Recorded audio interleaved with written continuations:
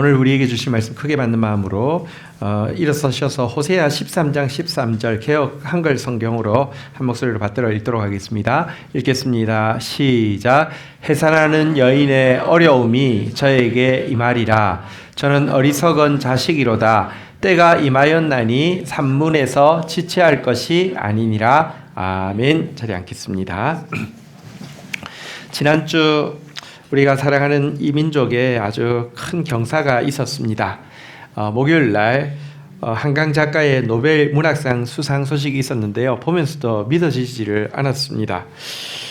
사실 이제 한글 자체도 어렵지만 한글에서 특별히 소설은 번역하기가 정말 어렵습니다. 솔직히 제가 글을 쓰는 사람인데도 그 글을 보면서 다 이해하기가 힘든데 이게 번역이 되어서 노벨 문학상을 탔다. 진짜 굉장한 일이 아닐 수 없습니다.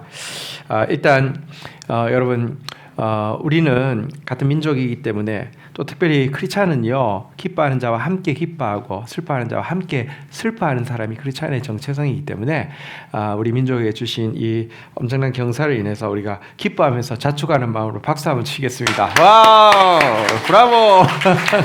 예.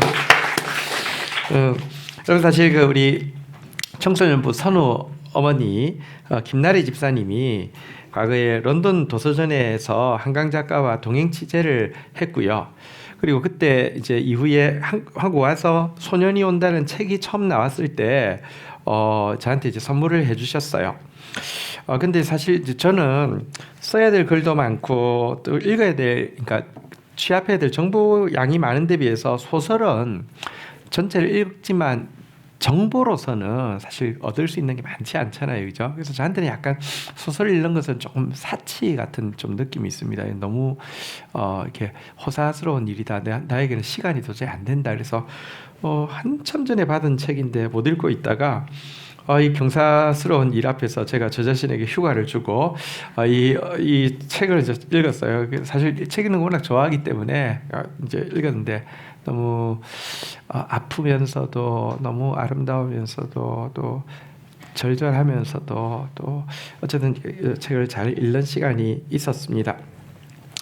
책을 여러분들이 읽는 것이 저는 굉장히 중요하다고 생각하기 때문에 스포는 최대한 안 하려고 하고요. 그냥 단순한 이제 주인공이 뭐냐고 하면 80년 5.18에 우연히 친구하고 함께 도청에 나갔다가 시민들과 행진하다가 자기 친구가 계엄군의 총에 맞아서 죽게 됩니다.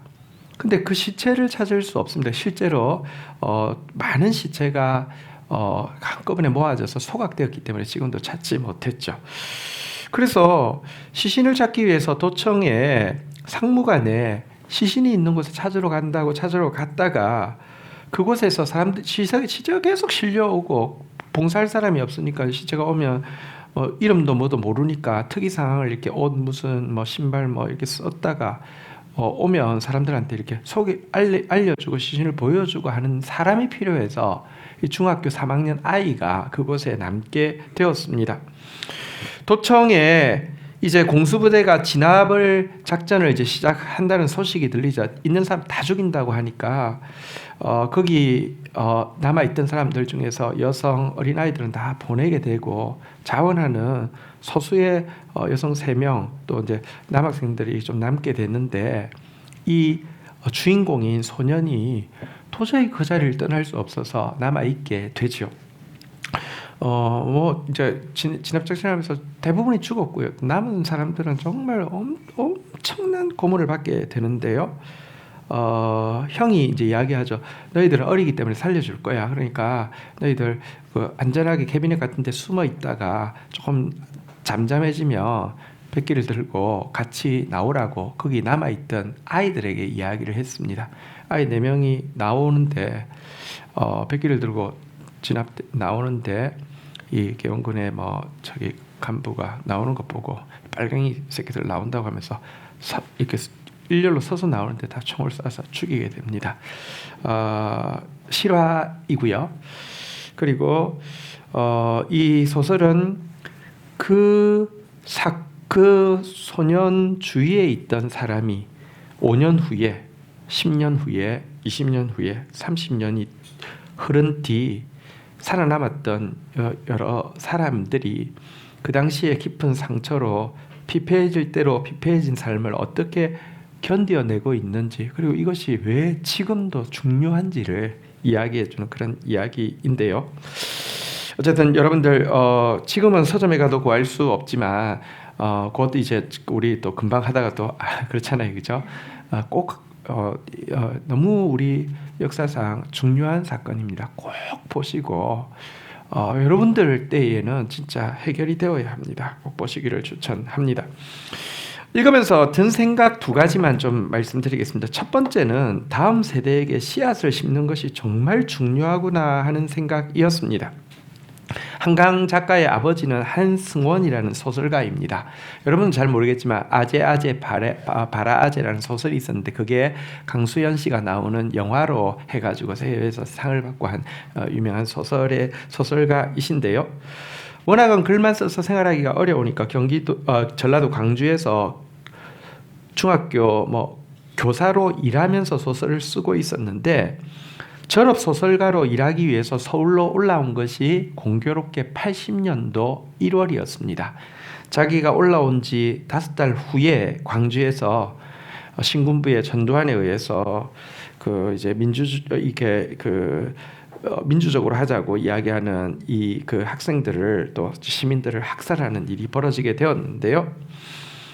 그 소식을 들을 때 자기가 교사로 일하던 중학교 제자들 중에서도 3명이 총에 맞아 죽었다는 소식을 듣게 되었습니다.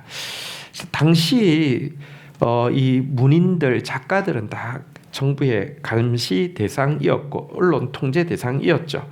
게다가 광주 출신이기까지 하니 전화기는 도청되고 있었고요. 실제로 새벽에 이제 도망가지 못하게 뒤쪽 문과 현관 쪽 문을 동시에 부수고 들어와가지고 가택수색 이제 그걸 숨겨주고 있는 게 없는지 이렇게 자기들이 이제 이야기하는 불온 작가들 하고 연락이 안 되고 이런 일을 당하기도 한 분입니다. 하지만 이 한승원 작가께서 광주 학살이 있은 지 2년 뒤에 광주로 내려가서 학살 장면이 담긴 사진집을 구해와서 은밀하게 집에 보관하게 되었는데 이 사진집을 13살 소녀 한강이 보게 되었고요. 이때 딱 자기 또래의 여자애의 죽은 얼굴, 이 진학군들이 총검을 가지고요, 정말 난도질을 해놓은 죽은 얼굴을 마주 대하는 그 순간 한강의 영혼 속에는 이 작품이 배태될 수밖에 없는 운명처럼 다가왔던 것입니다. 아버지의 이런 아버지가 훌륭한 작가이지만 아버지의 이 어떤 심어놓은 씨앗이 없었으면 오늘 한강이 없었을 것이고 한강을 통해서 이 광주의 비극이 온 세계에 드러나고 이것이 진짜 이 승화되어야만 된다는 것을 다시 한번 환기시키는 결과가 나오지 않았겠죠. 저는 다음 세대 교회를 사역하면서 여러분들에게 바른 진리를 심어주는 것이 당장은 눈에 보일 때 별 것이 없는 것처럼 보이지만 민족의 미래를 위해서, 하나님 나라의 미래를 위해서 정말 중요하다는 사실을 다시 한번 이 책을 보면서 좀 느끼게 되었습니다. 또 한 가지는 지금이 우리 민족에게 너무 결정적이기 때문에 크리티컬하기 때문에 너무 위기의 순간이다라는 생각을 작품을 읽고 또 수상 소식을 접하면서 가지게 되었습니다. 여러분 사실 제가 한 50이 될 때까지만 해도 우리 빌보드 1위를 한다, 오스카상을 받는다, 에이미상을 받는다, 이게 상상도 못했는데 모두 현실이 되었습니다. 이제 K-팝은요, 나왔다 하면 그냥 빌보드 막 휩쓸고 있습니다. 오스카상 영화 최고의 에이미상 드라마 최고의 상, 게다가 노벨상까지. 와, 이건 진짜 K자만 달면 K푸드 K만 달면 무조건 될 정도의 온 세계가 되게 우러러보면서 관심을 기울이는 문화 강국이 된 거 맞습니다. 하지만 또 동시에 지금 K의 내부에는요, 이거 진짜 상상을 불허하는 심각한 태행과 내홍을 거듭하고 있습니다. 사실 우리 김나리 집사님이 이 책이 나왔을 때 한강 작가와 인터뷰한 내용, 소년이 온다를 왜 쓰게 되었는지 계기에 대해서 이렇게 이야기합니다. 11살 때 광주를 간접 경험했다. 당시 광주에서 벌어진 일이 인간이 저질렀다는 사실은 엄청난 공포였고, 내가 그런 인간의 일원이라는 걸 어떻게 받아들여야 할지는 숙제 같은 것이었다. 등단 이후 20년간 인간에 대한 의문을 품고 인간의 폭력성에 관심을 가지면서도 동시에 인간을 껴안고 싶어 했던 나의 근원에 5월 광주가 있었음을 깨닫게 된 것이다. 이렇게 이야기했는데요. 인간의 폭력성, 그러나 그 인간이 내기 때문에 어떻게든지 이걸 껴안고 나아가기 위한 몸부림으로 쓰여진 진짜 참 너무 아프지만 너무 정제되어지고 아름답게 쓰여진 이 책이 노벨상을 받았는데요. 어떤 여성 작가가 이렇게 비판을 했더라고요. 할리먼이 한국의 역사는 뭣도 모르고 그저 출판사 로비에 놀아났다는 의미로밖에 해석되지 않는다. 할리먼 심사위원들은 모두 정치적이거나 물질적이거나 혹은 명단 들어놓고 선풍기 돌렸을 것이다. 아님 여자라서. 이렇게 여성 작가가 이렇게 해놨는데요. 뒤에 이런 말을 해놨더라고요. 그래도 10억 상금은 참 많이 부럽다. 이렇게 써놨는데, 시간이 지나서 이 여자 작가가 쓴 글 중에서 그래도 진실이 들어있었다고 판명될 것은 그래도 10억 상금은 참 많이 부러웠다. 이거 외에는 남을 것이 하나도 없다는 생각이 들었습니다. 그런데 이 한 작가의 문제가 아니죠. 지금 한국 사회에 권력을 쥐고 있는 사람이 제일 중요한 역사 관련해서 모든 사람들이 이런 이야기, 이런 퇴행적인 이야기를 하고 있으니, 멀리는 일제 만행에 대한 청사는 조금도 못했고요. 조금 더 가까이는 제주 4.3이랄지 광주 5.18 때 있었던 악에 대한 청산 제대로 못하고 있고요. 더 가까이는 세월호 이태원의 상흔은 시대 제대로 건드려 보지도 못하고 있는 이런 상황 가운데 있는 이 모습, 상을 받은 건 너무 좋지만 지금 우리 사회가 지금 도대체 주소가 어딘가 너무 좀 충격적이고 아프고 와닿습니다. 더 아픈 것은, 여러분, 교회가 어떤 곳입니까? 좌로도 우로도 치우치지 않고 공의와 정의에 대한 가장 정확한 기준점이 되어야 되는 곳입니다. 평화와 사랑의 하나님 복음의 최고 가치에 대한 최후 보루가 되어야 하는 곳입니다. 그런 교회가, 그런 한국 교회가 이런 대행적인 목소리를 썩는 정도가 아니라 도리어 가장 앞서서 말도 안 되는 대행적인 이야기를 하고 있는 이 상황 앞에서, 지금이야말로 정말 크리티컬하게 중요하면서도 위험한 시기다. 어쩌면 우리 민족이 이제 이것을 기점으로 과거를 함께 극복하고 한 단계 넘어서든지 아니면 함께 나락으로 빠져서 멸망할지 분기점에 서 있다, 이런 생각도 많이 가지게 되었습니다. 책 내용 중에는 다른 번역 어떤 책 내용 중에 나오는 인용한 문구가, 글귀가 있어서 제가 한번 읽어드릴게요. 군중의 도덕성을 좌우하는 결정적 요인이 무엇인지는 아직 밝혀지지 않았다. 흥미로운 사실은 군중을 이루는 개개인의 도덕적 수준과 별개로 특정한 윤리적 파동이 현장에서 발생한다는 것이다. 어떤 군중은 상점의 약탈과 살인, 강간을 서슴지 않으며, 어떤 군중은 개인이었다면 다다르기 어려웠을 이타성과 용기를 획득한다. 후자의 개인들이 특별히 숭고했다기보다는 인간이 근본적으로 지닌 숭고함이 군중의 힘을 빌어 발현된 것이며, 전자의 개인들이 특별히 야만적이었던 것이 아니라 인간의 근원적인 야만이 군중의 힘을 빌어 극대화된 것이다 그랬는데요. 진짜 이 시점이요, 우리가 이 민족 집단적으로 군중적으로 야만으로 태행할 것인지 아니면 숭고한 곳으로 한 단계 올라갈 것인지 기점에 있다, 이런 생각이 듭니다.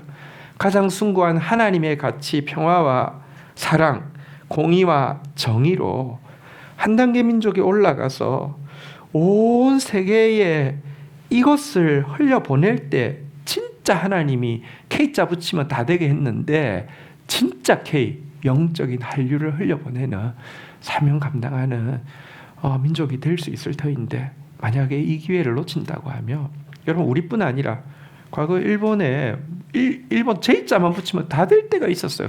영화, 소설, 안 되는 게 없는 때가 있었어요. 근데 모든 민족에게는 어떤 기회가 있습니다. 그 기회 놓치면 아무것도 아닙니다. 우리 지금 굉장히 결정적인 순간에 서 있다, 이런 생각을 많이 하게 되었습니다.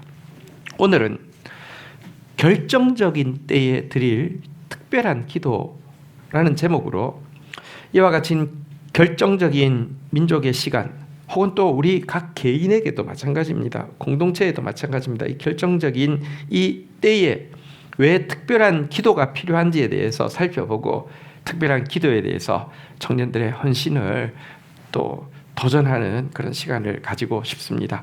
다니엘서 9장 1절부터 3절까지 교독을 하도록 하겠습니다. 제가 먼저 읽습니다. 메대 족속 아하수에로의 아들 다리오가 갈대아 나라 왕으로 세움받던 첫 해, 2절 읽겠습니다. 시작.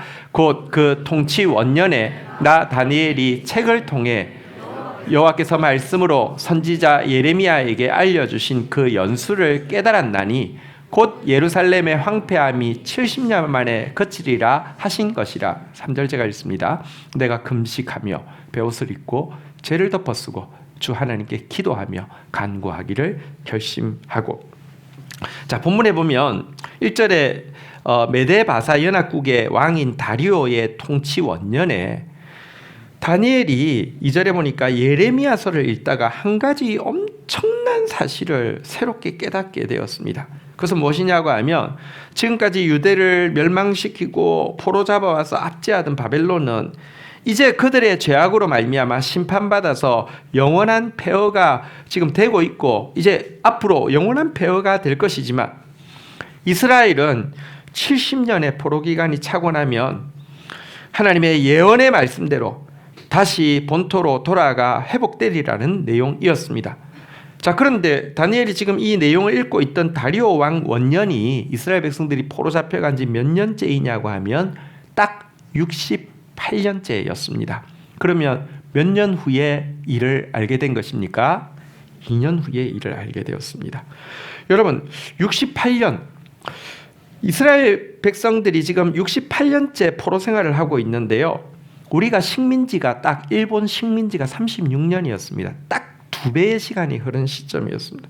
우리 어쩌면 이스라엘보다 반밖에 안 되는 식민 시간을 보냈지만, 그 속에서 우리 민족이 지금도 일제를 천살을 못하는 이유가요, 식민사관이 뿌리 깊게 박히고요, 사대주의도 또 뿌리 깊게 박히고요, 우리 안에 대한 절망과 자기 자신에 대한 불신들 막 이런 거 박히고요, 그리고 힘 있는 것, 이렇게 그 이익이 있는 것에 대한 이렇게 막 뭐랄까요, 막 매달리는 거, 이 다 섞여 있어서 힘든데, 이스라엘은요 2배입니다. 게다가 우리는 우리 땅에서 식민지배 당했지만 이스라엘 백성들은 다 끌려와서 식민지배 당했습니다. 그 엄청난 세계 제국이에요. 그렇다고 하면 지금 이 2년 안에 이 민족이 준비되어야 될 부분이 얼마나 많겠습니까? 이 결정적인 시간이 되었음을 그는 이제 깨달은 것입니다. 그래서 한 것이 3절의 행위이죠. 우리 3절은 중요하니까 다시 한번 읽도록 하겠습니다. 같이 읽겠습니다. 시작. 내가 금식하며 베옷을 입고 죄를 덮어 쓰고 주 하나님께 기도하며 간구하기를 결심하고. 여러분, 근데 이렇게 금식, 베옷, 죄를 뒤집어 쓰고 간구하기로 결심하고 있는데, 조금 생각해 보면 이렇게까지 해야 되나 이런 생각도 듭니다. 왜냐고 하면 다니엘은 워낙부터 사자굴에 넣는다는 위협이 있어도 하루에 3번 예루살렘을 향해 난 창을 향해서 진짜 몇 시간씩 기도하는 정말 기도의 사람입니다. 그렇다고 하면 그 정도 기도로 충분하지 않을까요? 혹은 다니엘은요, 지금 서책을 통해서 하나님의 뜻을 명확히 깨달았고 그것에 대한 확실한 믿음이 있습니다. 믿음이 없을 때는 믿음이 안 생기니까 기도할 수 있지만 믿음이 생겼으면 그냥 기다리면 되는 거 아닐까요? 이렇게까지 기도해야 할까요? 뿐만 아니라 다니엘의 지금 나이는요, 포로 잡혀갈 때가 10대 중반이라고 생각하며 거기다 68년을 더하면 몇 살입니까? 못 잡아도 80이 넘었습니다. 80이 넘은 노령에 금식하고 베옷을 입고 죄를 덮어쓰고 간구하기로 결심하는 거, 아니 그 정도 되면 기도는 면제해주고 그저 이제 2년 이후에 이런 일이 일어날 거야 라고 하면서 간증하면서 그날을 손꼽아 기다리기만 해도 되는 것 아닐까요? 충분한 것 아닐까요? 아닙니다. 결정적인 때에는요, 반드시 특별한 기도가 필요하고요, 다니엘은 이 기도를 드려야만 했습니다. 먼저 때라는 것에 대해서 생각을 해보겠습니다. 성경은 때라는 단어가 많이 나오고 때가 엄청 중요하다고 강조하고 있습니다. 지혜자 솔로몬은 이 세상에는요, 나 개인의 노력으로 어떻게 할 수 없고 예측도 할 수 없는 생로병사, 희로애락, 국가의 흥망성쇠같이 때가 거의 모든 것을 하는 것들이 있다라고 이야기를 하고 있습니다. 신약 성경에도 때가 너무 중요하기 때문에 때와 시점을 가리키는 단어는 서로 다른 세 단어를 쓰고 있음을 보게 됩니다.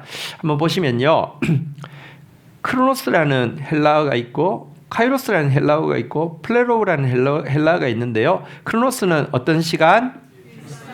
카이로스는요, 플레로우는요, 이렇게 서로 좀 다르게 쓰고 있습니다. 이것 자체가 시간에 대해서 엄청 강조한다는 것이죠. 예를 들어 해질 때에 혹은 시장할 때에 어떤 단어를 쓸까요? 크로노스를 쓰겠죠. 예수님께서 혹은 때가 이르면 너희가, 이때 때는 무엇을 이야기할까요? 카이로스겠죠.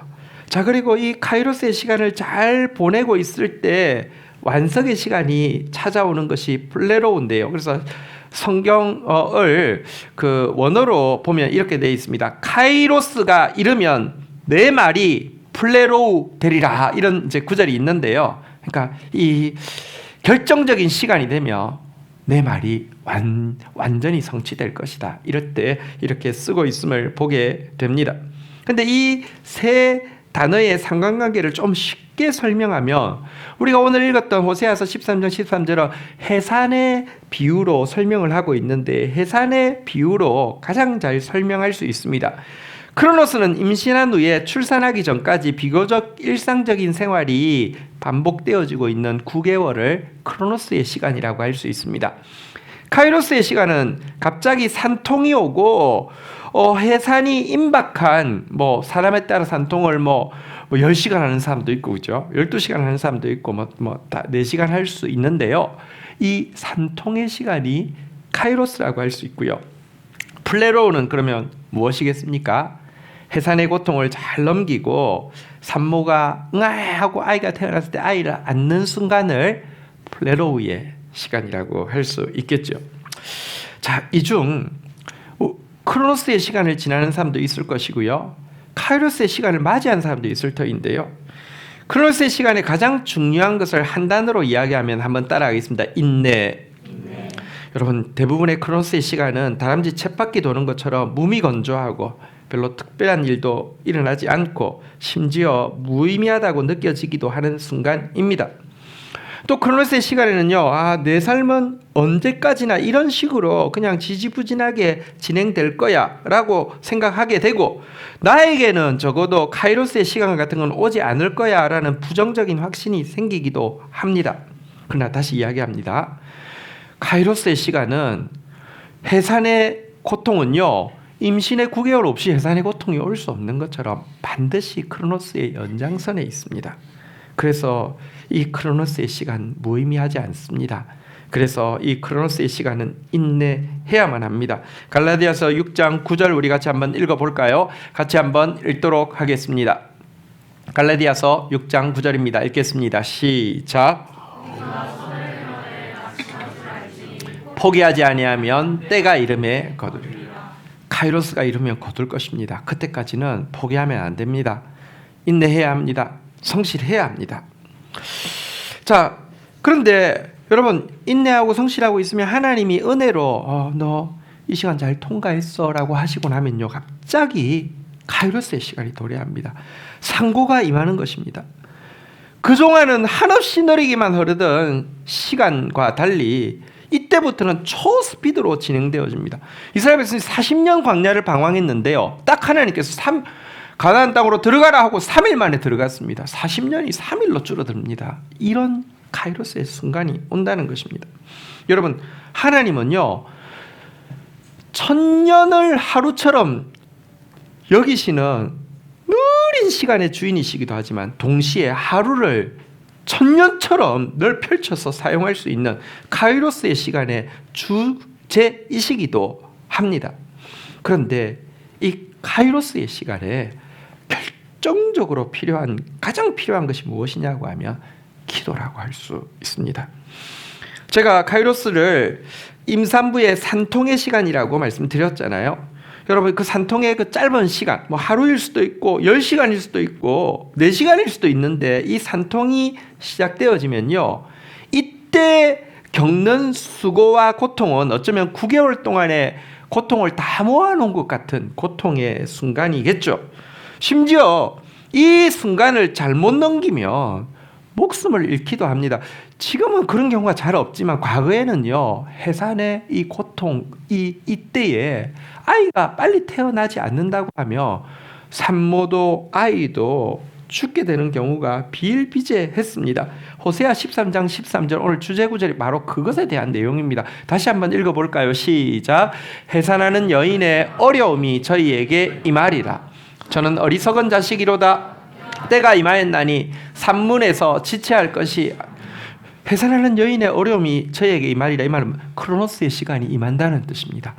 크로노스의 시간이 임했는데 어리석은 사람처럼 어머니 그러니까 그 산문에서, 그러니까 어머니 태 안에서 지체하고 있다고 하며 둘 다 죽는다라고 지금 이야기하고 있는 구절입니다. 그러니까 가장 아름다운 결실의 시간일 수도 있지만 가장 위험한 파멸의 시간일 수도 있다라고 이야기합니다.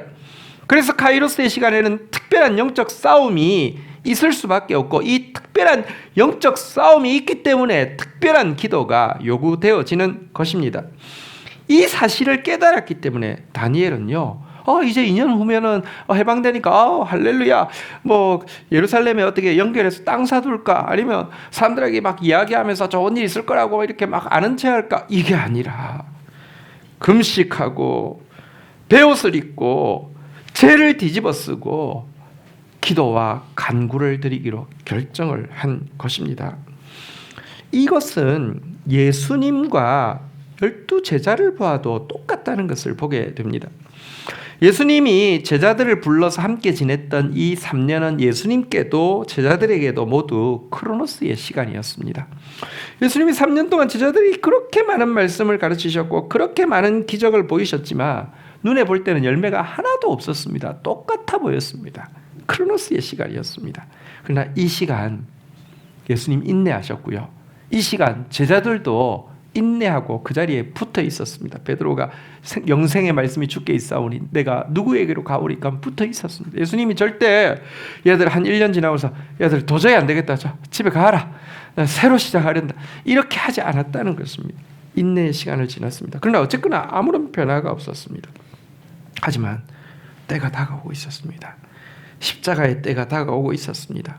십자가를 통과하고 나면요, 이제 여러분, 인류의 모든 죄가 대속될 것이고 구원의 문이 활짝 열리게 될 것입니다. 지옥은 무너지게 될 것입니다.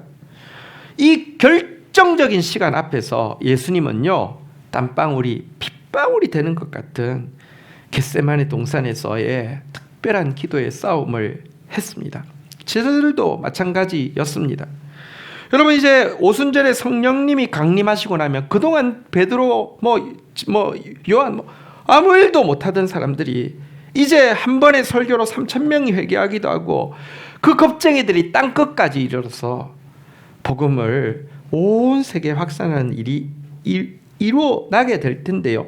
이 플레로의 시간을 위해서 이들은 오순절 성령 감림을 앞두고 마가 요한의 다락방에 모여서 열흘 동안 진짜 산고와도 같은 기도, 한번 따라하겠습니다. 더불어 오로지, 더불어서 그리고 오로지 기도로 싸웠던 시간을 보게 됩니다.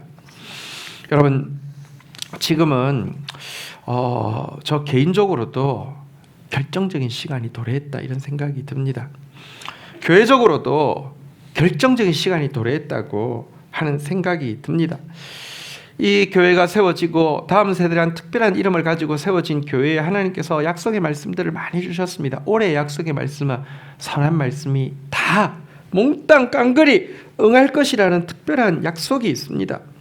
민족적으로도 말씀드렸다시피 정말 너무 중요한 순간에 서 있다는 생각을 지울 수가 없습니다. 지금이야말로 산문에서 지체할 때가 아니며 지금이야말로 자다가 깰 결정적인 시간이 되었습니다. 여러분 각 개인이 또 우리 다음 세대 공동체가, 또 청년 공동체가, 그리고 민족교회가 다시 한번 정말 이 복음의 영광을 온 세계 가운데 사랑과 평화, 공의와 정의의 메시지를 전하는 마지막 주자로 회복되어질 수 있는 이 마지막 기회를 놓쳐서는 안 되겠습니다. 내일부터 12통 물붙기가 시작되어집니다. 지금은 그래서 다니엘처럼, 예수님처럼, 제자들처럼 특별한 기도로 나아갈 시간입니다. 오로지 더불어 기도하는 일에 사랑하는 청년들, 여러분들이 주역이 되어 주시기를 간곡히 부탁드립니다. 자리에서 일어서시겠습니다. 우리 옆에 청년들에게 이렇게 한번 인사하고 찬양하겠습니다. 새벽에 만납시다. 시작. 네, 같이 찬양하도록 하겠습니다. 우리 같이 나는 기도를 쉬는 죄를 범치 않으리, 같이 찬양하며 주님 앞에 나가도록 하겠습니다.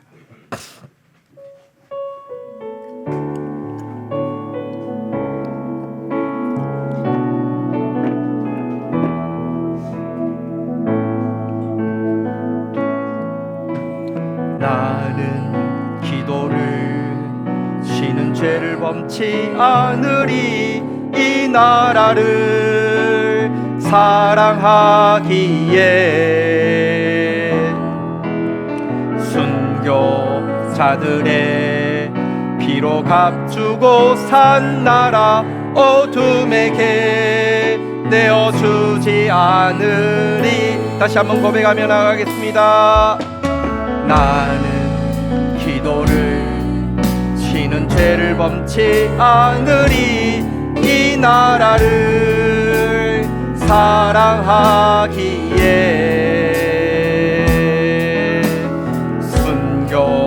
순교자들의 피로 값주고 산 나라 어둠에게 내어주지 않으리.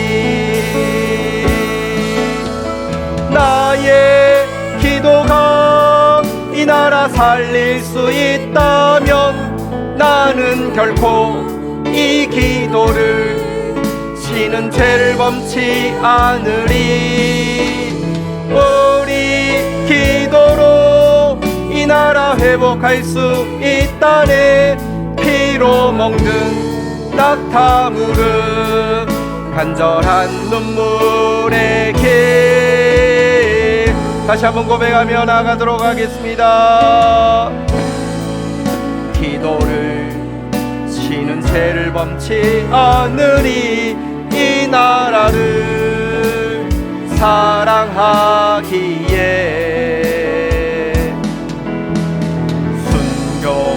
순교자들의 피로 값주고 산 나라 어둠에게 내어주지 않으리.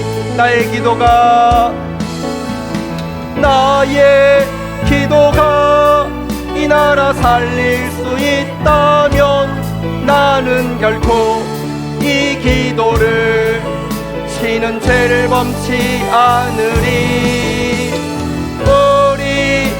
기도로 이 나라 회복할 수 있다네.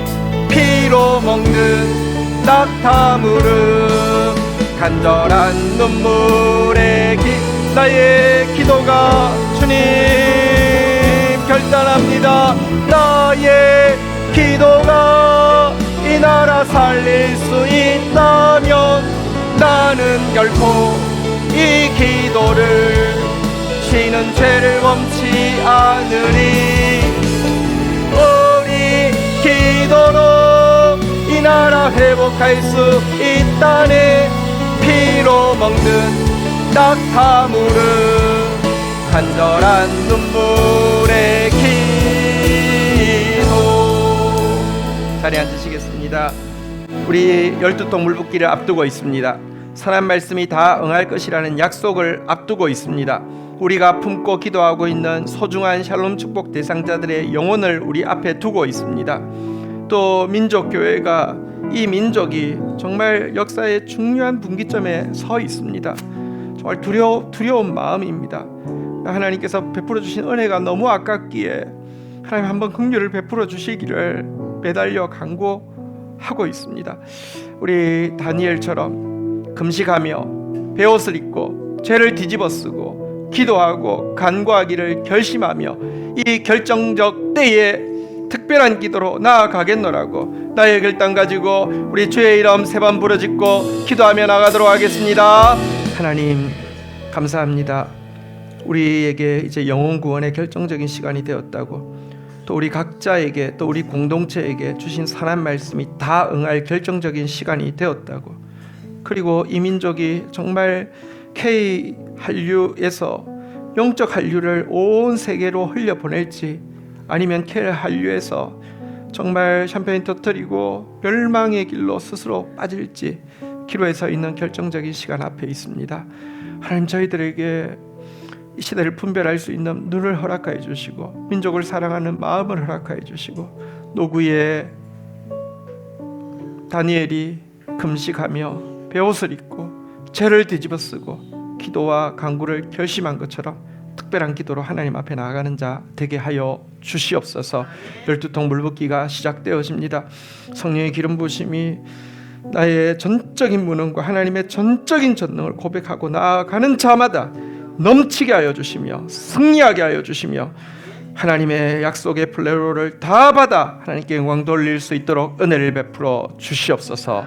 예수 그리스도의 이름으로 기도 올립니다. 아멘.